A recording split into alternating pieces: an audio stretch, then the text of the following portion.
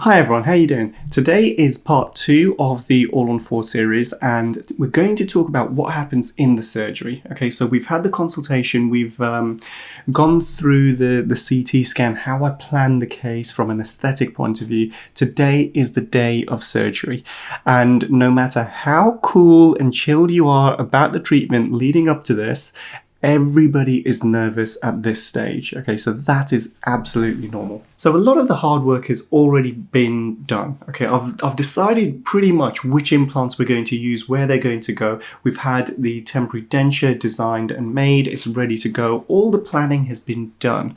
So when the patient comes in, we sit down with the patient and we just go over the plan. Okay, some people need loads of detail and other people are just like, look, just tell me the absolute bare minimum. So we just go over the risks and say, look, surgery is going to take 2 to 3 hours, depending on if we're just doing a single arch or if we're doing both of the arches. And then a lot of the day is going to be spent making the temporary teeth. Now, to make this experience as comfortable as possible, we take our time explaining this. Okay, we're just reassuring the patient, making them feel as comfortable as possible. So to begin with, the surgery just looks like a dental surgery.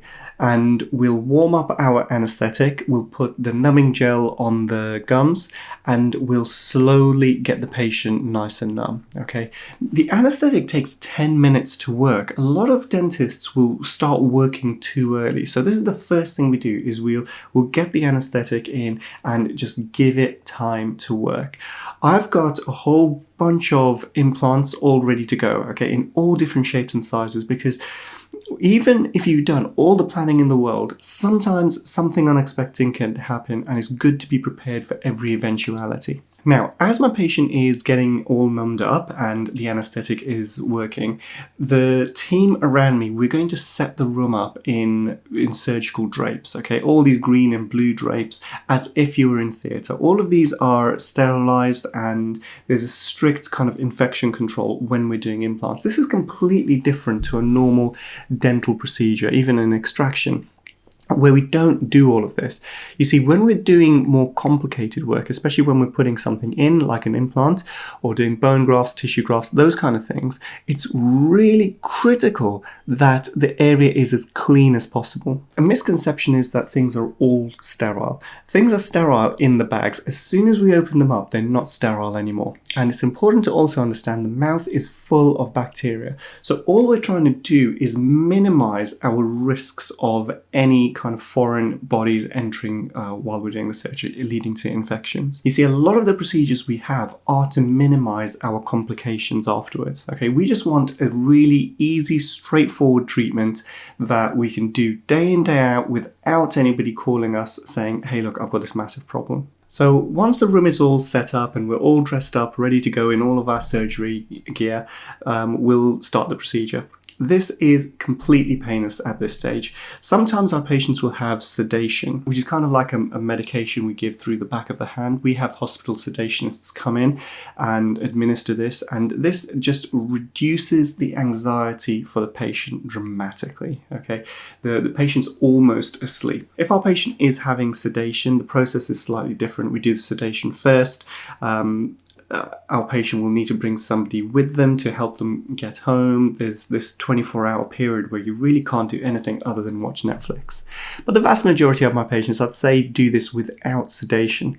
So we'll start the procedure, and if we're just doing the top arch, which is probably the most common procedure, then we'll be done in 2 hours. Okay, so the anesthetics works. We take all of the teeth out. We do all of our bone reduction as we planned in our previous video.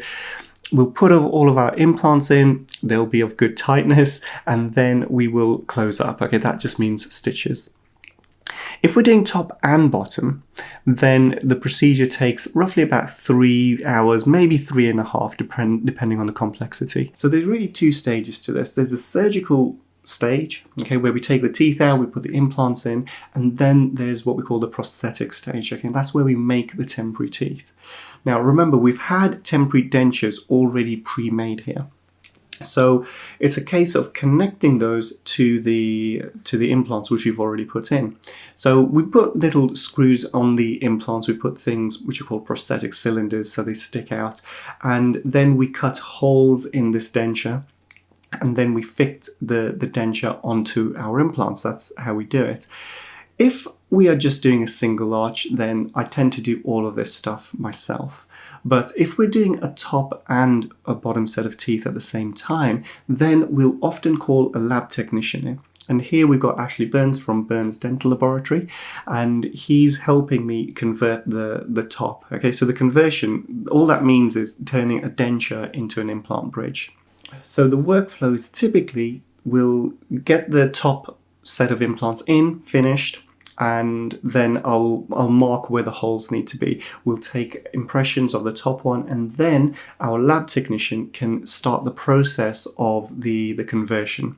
And they will be doing this while I then continue and place the implants for the lower jaw. Now, what we find is the more effort we put in the pre-planning stage, the less errors we have at this stage. The most complicated thing is getting our two temporary dentures, two temporary set of teeth, to bite together properly, and we've got a good kind of method on how we do this now, so we get very few kind of complications. So typically between 1 o'clock and 4 o'clock at the latest, we're all done, okay, and our patient is ready to go home.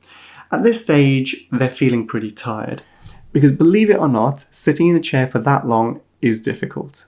If you've had sedation at this stage, if my patients have had sedation, then they're advised not to eat for a period of time beforehand. So they've almost gone, not quite 24 hours, maybe 20 hours without food. And if you're not used to going for that long without food, you know, a lot of people do, again, become a little bit irritable.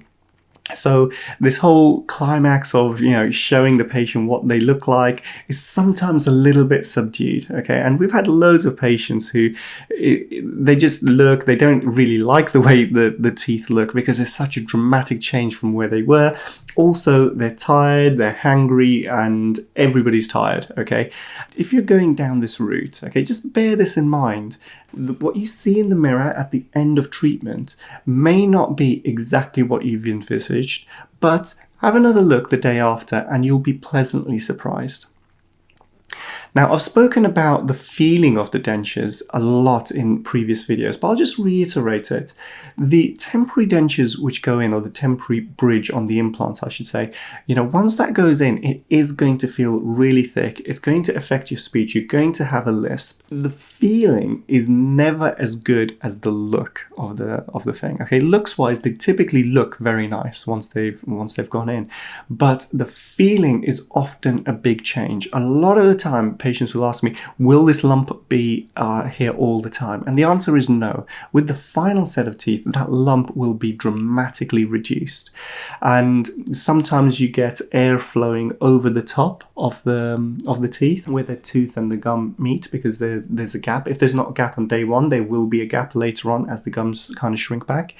Again, that is all closed in our final set of teeth. Okay, the gap does help with cleaning sometimes, so sometimes we'll leave it on the lower jaw, but for the upper jaw, it affects speech too much, so typically we close that up completely. And these days I close it so tight that you can't even get superfloss or anything like that inside there. And there's reasons why we've kind of swayed towards this kind of method as well. It's actually more hygienic, believe it or not. So, and that's it really, and this is where the treatment gets its name, teeth in a day, okay? You come in and in one day all of this stuff is done. You're in temporaries, remember. So in our next videos, we're going to talk about the process of making our final set of teeth. Okay, and this is, I know I differ a lot from other clinicians on how we go about doing this, because we spend a lot of time on the aesthetics of the look of the smile. And I've taken a lot of my inspiration on how we do veneers, and it's a very hands-on approach. So I will go through this in a bit more detail in our other videos. And also we're going to be talking about the different materials that we now have available for our final set of teeth. Okay, this is super exciting, and I honestly think this is a way that we can dramatically reduce the end cost of this treatment to our patients. Okay, which if we can do that, that is absolutely amazing. So stick around for the other videos. Okay, they'll 2-3 weeks is a kind of turnaround. I normally post every 2-3 weeks. So if you subscribe, you'll get a notification. All right, until next time, guys, I hope you found this video useful, and I will see you soon. Take care.